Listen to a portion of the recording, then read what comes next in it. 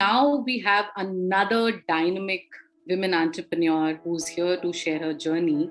And I would like to invite young, passionate, and dynamic co founder of Delhi based premium youth hostel chain, Pallavi. Welcome, Pallavi. Happy to have you today. And, on this occasion of International Women's Day, let's take this as an opportunity to inspire all the aspiring young women entrepreneurs who want to dream big. They have a lot of inhibition. Happy to be here, and thank you for giving me this opportunity to talk to young aspiring women entrepreneurs. Great.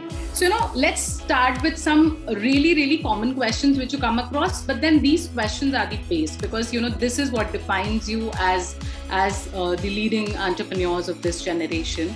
And the first question which comes to my mind is, why and when you decided to take this plunge into journey of entrepreneurship? So I'll be very honest, Nitika, I actually never thought that I will want to be an entrepreneur or start a business of my own or a startup of my own. I started working fairly early on. Right after my graduation, I worked for 2 years. And then I did my MBA and worked again. And I loved what I was doing. I'm essentially trained to be a consumer behavior researcher, and I've done business research or qualitative research throughout my career.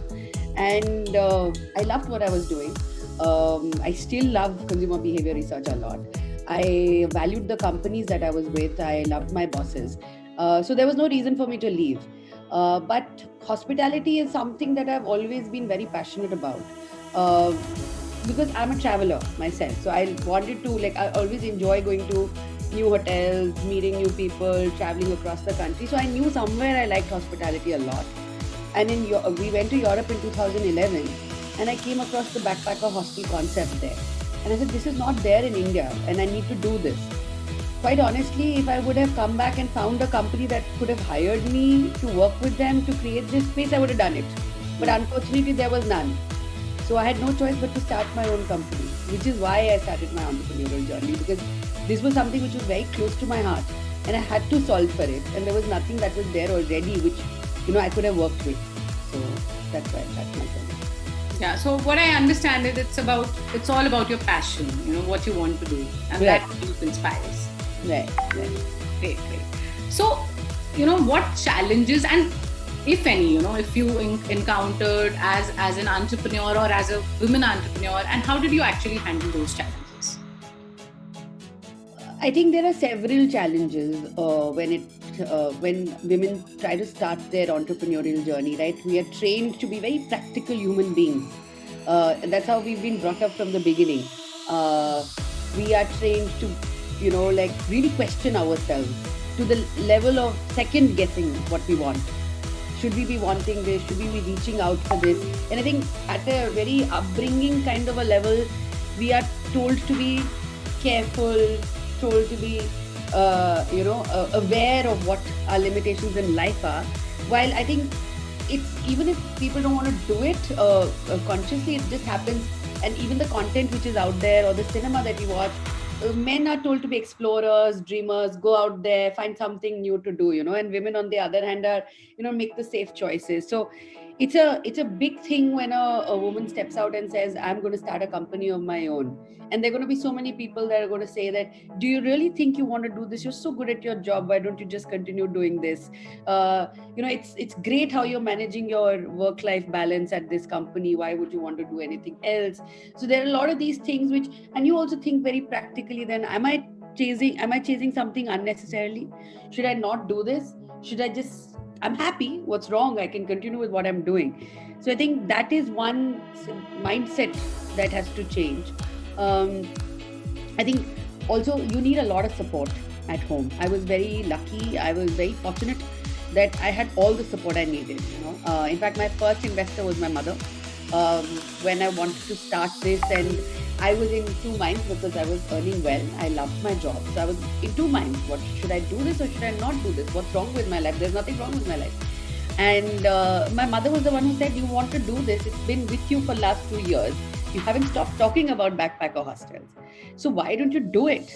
And I said, yeah, why don't I do it? So I put in some money, she put in some money, and then I borrowed some money from Pankaj also. And we started this because, and I think that encouragement I needed, that what's the worst that can happen? You can fail. you're good at your job, you can go back to it then, But I'm glad she gave me that push, and everybody needs that push, I think, especially when you're a woman, because you want to play safe. Correct. I completely agree with you. I think challenges will be there and it's going to be throughout the journey. But if you have the right kind of support, it kind of lets you sail through. So Right. yeah, that's very important. People should have that kind of belief in you that you can do it. Right. I agree. I completely agree. And, as we are talking about these young, aspiring entrepreneurs, any message, whatever you want to give it from your heart, whatever you feel, because you're there, you're living this dream. So what do you want to share with them?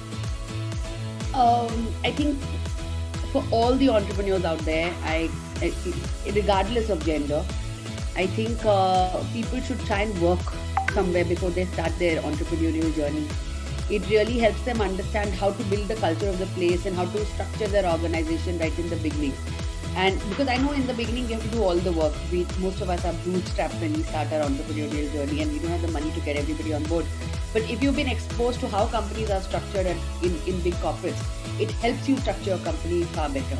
So I think that's very important.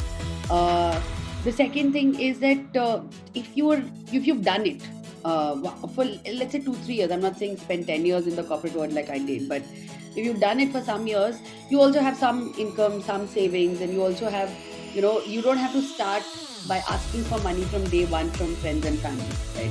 You have something that you have of your own also to give you that first step to start your journey. And I think that's very important.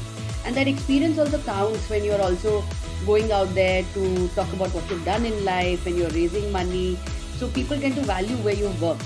So I think that is a very important, what you've studied and where you worked holds you in good stead. That's very important according to me.